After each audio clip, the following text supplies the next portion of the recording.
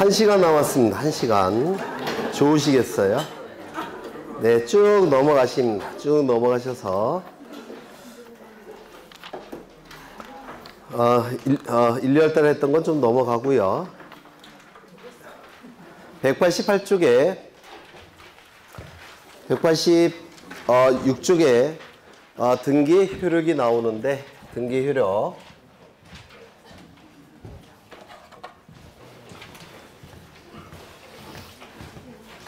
여기 이러한 부동산이 있고 소유자는 갑입니다. 처음 오신 분들은 1, 2월 달 강의 동영상 반드시 들으셔야 돼요. 안 들으시면 못 따라오실 거예요. 여기에 법률행위가 있고. 처음 오셨어요? 누가요? 아닌데 1, 2월 달에 본 것 같은데? 네. 네, 소유권 변동이 이루어질 겁니다. 이때 이 등기는 효력에 따라서 둘로 구분을 해요. 첫 번째, 물권 변동에, 소유권이 아니라 물권이죠. 물권 변동에 종국적 효력이 발생하는 등기, 종국등기. 물권 변동에 종국적 효력이 발생하는 등기, 종국등기와 물권 변동에 종국적 효력이 발생하는 종국등기 하기 이전에 예비적 단계에서 하는 등기, 예비등기. 이렇게 둘로 나눠집니다. 물권 변동에 종국적 효력이 발생하는 등기, 종국등기. 물권 변동에 종국등기를 하기 전에 예비적 단계에서 하는 등기, 예비등기. 요 예비등기는 보통 가등기를 얘기합니다. 물론 가처분 등기를 얘기하시는 분들도 있고요. 보통은 가등기를 얘기하는데, 이 가등기는 순위를 보존시키기 위해서 임시로 하는 등기를 가등기라고 얘기합니다. 다시요. 물권 변동에 종국적 효력이 발생하는 종국등기 이전에 시간이 이렇게 흘러가는데 이 시점에 종국등기를 합니다. 물권 변동에 종국적 효력이 발생하는 종국등기를 하기 이전에 예비적 단계에서 하는 등기, 예비등기예요. 대표주자가 가등기인데요. 이 가등기는 왜 하느냐면 물권 변동에 종국적 효력이 발생하기 전에 순위를 보존시키기 위해서 임시로 하는 등기가 가등기입니다. 그래서 이 순위 보존의 효력만을 위해서 특별히 고안하는 등기예요. 그렇다면 가등기는 효력이 뭐가 있겠습니까? 순위 보존의 효력 하나밖에 없습니다. 순위 보존의 효력 하나밖에 없습니다. 이것만을 위해서 특별히 만들어낸 등기입니다. 물론 경고적 효력은 있어요. 가등기가 된 부동산 여러분 같으면 사겠습니까? 안 사겠죠. 하지만 이건 법률적 효력이 아니라 사실상의 효력 이렇게 얘기합니다. 법률적 효력은 아니에요. 법률적 효력은 이거 하나입니다. 그러면 이제 가등기는 무슨 효력이 있다, 뭐 이렇게 잡다한 문구가 나오면 다 틀린 거예요. 네, 순위 보존의 효력 하나만 있다 이렇게 생각하시면 돼요. 그 다음에 이 종국등기는 가장 중요한 효력은 물권 변동에 종국적 효력이 발생한 등기니까 물권 변동 효력이 가장 중요할 겁니다. 이 물권 변동 효력은 어느 시점에 나타납니까? 접수 시점. 그렇죠. 그거 하나 기억하여 두시면 돼요. 두 번째, 순위를 확정시키는 효력이 있죠.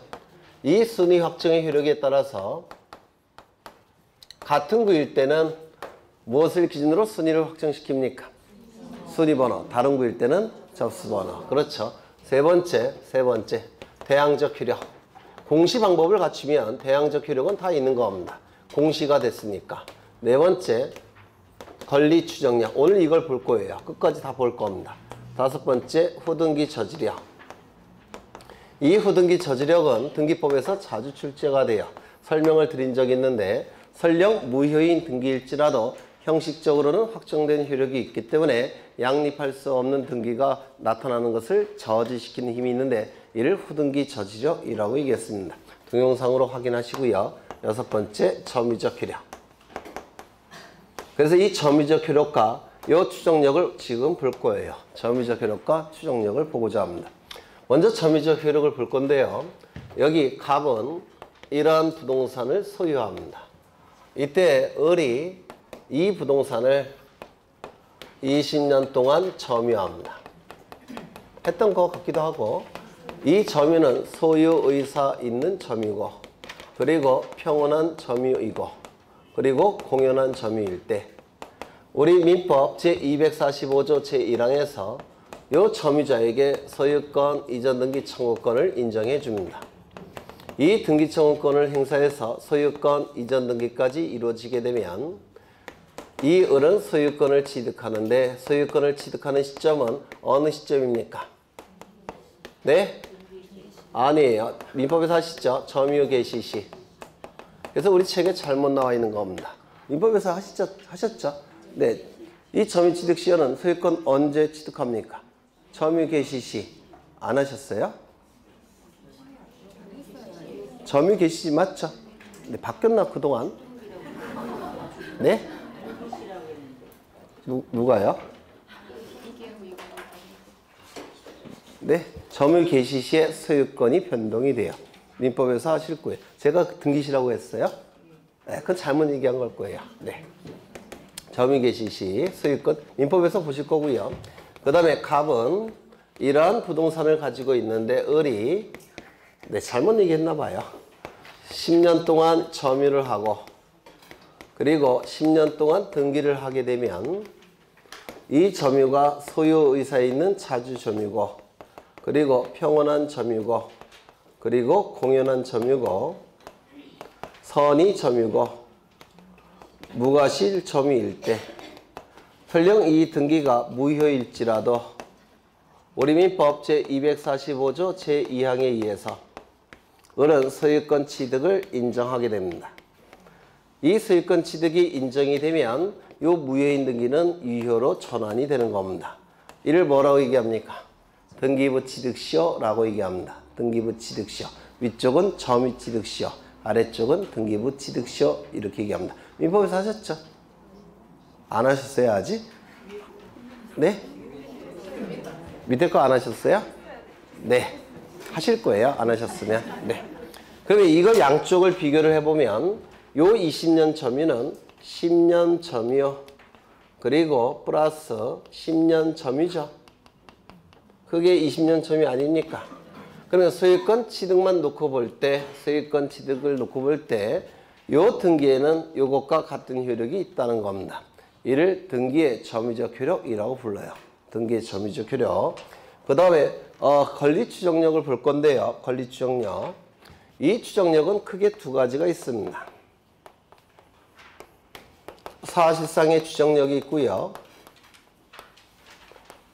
그 다음에 권리상의 추정력이 있습니다.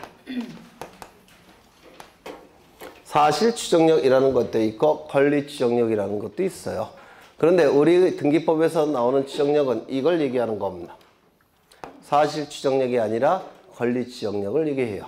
그래서 이 추정력은 이 앞에 권리라는 문구가 생략이 된 겁니다.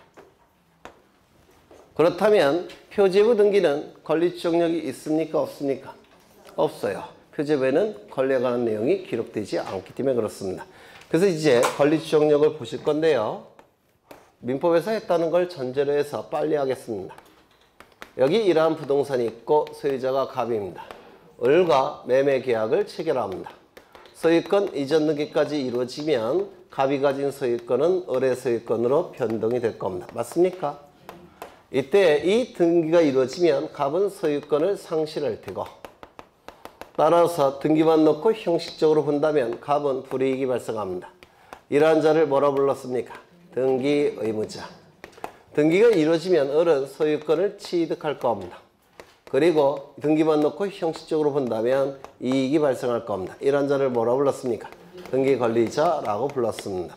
이 등기 의무자와 등기 권리자는 등기소에 가서 등기를 공동으로 신청을 하게 됩니다. 그러면 등기소에 있는 등기관은 등기법이 정하는 아주 엄격한 절차에 따라서 등기를 실행합니다.